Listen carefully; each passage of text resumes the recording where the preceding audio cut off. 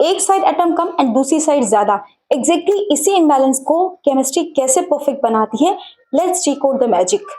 अगर आप chemical equation balance करना सीख गए देन आपकी केमिस्ट्री कभी भी इम्बैलेंस नहीं होगी। Champions Raunak Fatima this side and welcome to another session of chemical equation and reaction. तो जैसा कि आपने गेस कर लिया होगा कि आज का जो हमारा टॉपिक है वो है how to balance a chemical equation. तो इससे पहले कि मैं केमिकल इक्वेशन बैलेंस करना आपको सिखाऊं, एक चीज जो आपको पता होना चाहिए, किसी भी केमिकल फॉर्मूला के दो पार्ट्स होते हैं। फॉर एग्जांपल अगर हमने लिखा 2H2, ठीक है, तो इसमें जो सामने जो किसी भी एटम के जो सामने नंबर लिखा होता है इसको हम कहते हैं कोफिशिएंट। क्या कहते हैं? कोफिशिएंट। एंड जो ये नीचे नंबर लिखा हुआ होता है इसको हम कहते हैं सबस्क्रिप्ट। तो सबसे पहले इसके लिए केमिकल इक्वेशन को बैलेंस करने के लिए हमारे पास एक केमिकल इक्वेशन होनी चाहिए। तो हम यहाँ पे बहुत ही इजी सी केमिकल इक्वेशन हम यहाँ पे लिख लेते हैं, जो कि है H2 plus O2 it gives H2। ठीक है, now is this a balance chemical equation और इम्बैलेंस इक्वेशन? इसके लिए हमें क्या करना होगा, रिएक्टेंट साइड में और प्रोडक्ट साइड में, दोनों साइड में हमें ये देखना होगा कि जो नंबर ऑफ एटम्स है वो सेम है या नहीं। ठीक है, तो इसके लिए हम यहां लिख लेते हैं रिएक्टेंट, यहां लिख लेते हैं प्रोडक्ट।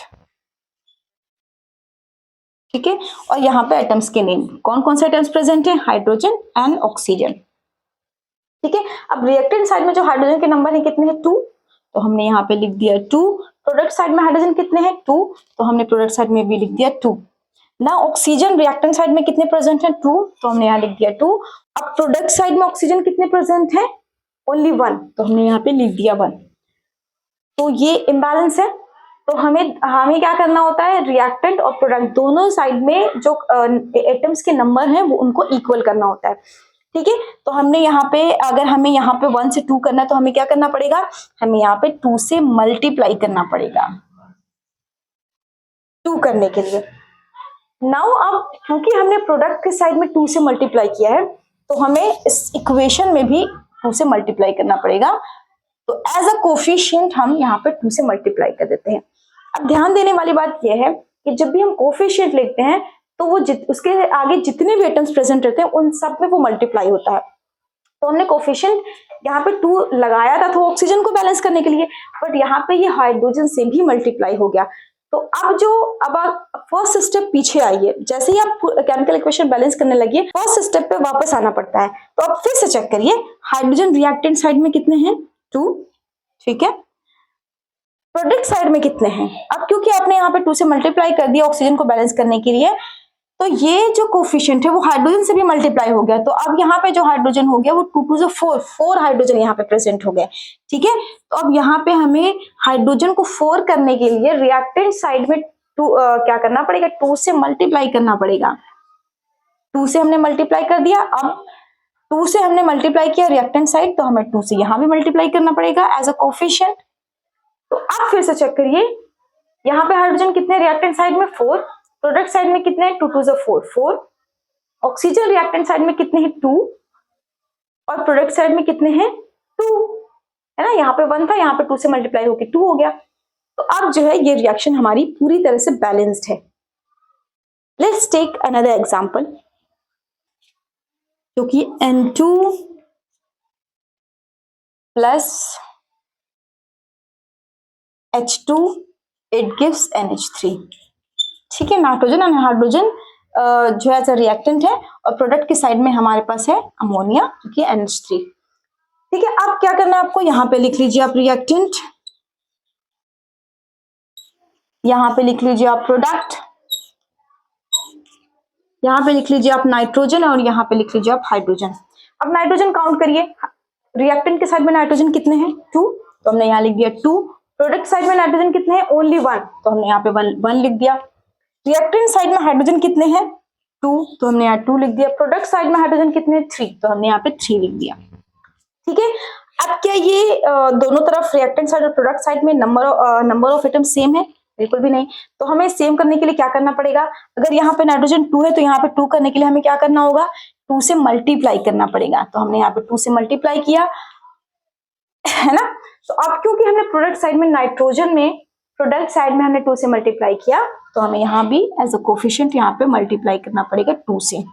अब जैसे ही हमने यहाँ पे 2 से मल्टीप्लाई किया, अब दोबारा से काउंट करिए, नाइट्रोजन और नाइट्रोजन तो बैलेंस हो गया, यहाँ पे भी रिएक्टर साइड में भी 2 है और प्रोडक्ट साइड में भी 2 है, बट हाइड्रोजन इम्बैलेंस हो गया। हाइड्रोजन रिएक्टेंट साइड में कितना है 2, ठीक है, और प्रोडक्ट साइड में कितना हो गया 3 2 6। जो सबस्क्रिप्ट होती है किसी भी एटम की वो कोफिशिएंट से मल्टीप्लाई होती है, तो 3 2 6। अब यहाँ पे जो हाइड्रोजन है वो 3 नहीं है, क्योंकि ये कोफिशिएंट से मल्टीप्लाई हो तो हुआ है, तो ये 6 हो गया।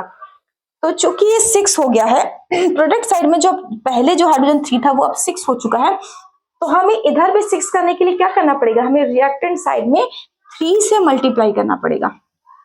तो जैसे हमने 3 से मल्टीप्लाई किया, ये भी 6 हो गया। अब क्योंकि रिएक्टेंट साइड में हमने हाइड्रोजन में 3 से मल्टीप्लाई किया, तो हमें इस इक्वेशन में भी एज अ कोफिशिएंट 3 से मल्टीप्लाई करना पड़ेगा, ठीक है। Now the reaction is balanced, है ना। अब आप फिर से चेक करिए, नाइट्रोजन यहाँ 2 है, यहाँ पे भी नाइट्रोजन 2 है, हाइड्रोजन यहाँ पे 3 2 6, यहाँ पे भी हाइड्रोजन 3 2 6, ठीक है। Now let's balance one more equation. तो सबसे पहले हमें क्या करना है, हमें लिखना है रिएक्टेंट, यहाँ पे लिखना है हमें प्रोडक्ट, ठीक है। अब हमने सारे एटम्स के नाम लिखने, क्या क्या प्रेजेंट है, कार्बन प्रेजेंट है, हाइड्रोजन प्रेजेंट है, ऑक्सीजन प्रेजेंट है, ठीक है। कार्बन रिएक्टेंट साइड में कितने 1, तो हमने यहाँ लिख दिया 1। प्रोडक्ट साइड में कितने प्रेजेंट है 1, तो हमने यहाँ लिख दिया 1। हाइड्रोजन रिएक्टेंट साइड में कितने प्रेजेंट है 4, ठीक है। तो कार्बन को कुछ नहीं करना है क्योंकि कार्बन बैलेंस है। अब हम आ जाइए हाइड्रोजन पे। हाइड्रोजन जो है वो रिएक्टेंट साइड में 4 प्रेजेंट है, बट प्रोडक्ट साइड में 2 प्रेजेंट है, तो हमें प्रोडक्ट साइड में भी 4 करना है, तो इसके लिए हमें क्या करना पड़ेगा, 2 से मल्टीप्लाई करना पड़ेगा। 2 से हमने मल्टीप्लाई किया, ये भी हो गया 4। Now hydrogen is balanced. अब जैसे ही आपने हाइड्रोजन को बैलेंस किया, क्योंकि आपने यहाँ पे 2 से मल्टीप्लाई किया प्रोडक्ट साइड में, तो यहाँ पे आपको एज अ कोफिशिएंट यहाँ पे 2 से मल्टीप्लाई करना पड़ेगा। अब जैसे ही आपने यहाँ पे 2 से मल्टीप्लाई किया हाइड्रोजन को बैलेंस करने के लिए, वैसे यहाँ पे जो पहले प्रोडक्ट साइड में ऑक्सीजन 2 थे, अब यहाँ पे 4 हो गए, 2 ये और ये 2 ये, तो ये अब ऑक्सीजन जो है वो 4 हो गए, ठीक है। तो प्रोडक्ट साइड में ऑक्सीजन 4 है, बट रिएक्टेंट साइड में कितना है 2 है, तो हमें यहाँ पे भी 4 करने के लिए क्या करना पड़ेगा, 2 से मल्टीप्लाई करना पड़ेगा। अब क्योंकि हमने रिएक्टेंट साइड में ऑक्सीजन में 2 से मल्टीप्लाई किया है, तो यहाँ पे भी हमें एज अ कोफिशिएंट 2 से मल्टीप्लाई करना पड़ेगा। Now the reaction is balanced completely, ठीक है। अब देख लीजिए, फिर से आप चेक कर लीजिए, carbon 1 hydrogen 4 hydrogen 4 2 2 4, oxygen 4 oxygen 2 यहाँ और 2 यहाँ 4। ये दोनों इक्वेशन आप मुझे कमेंट सेक्शन में जरूर सॉल्व करके बैलेंस करके लिख के बताइएगा, एंड मिलते हैं नेक्स्ट वीडियो में। Till then take care.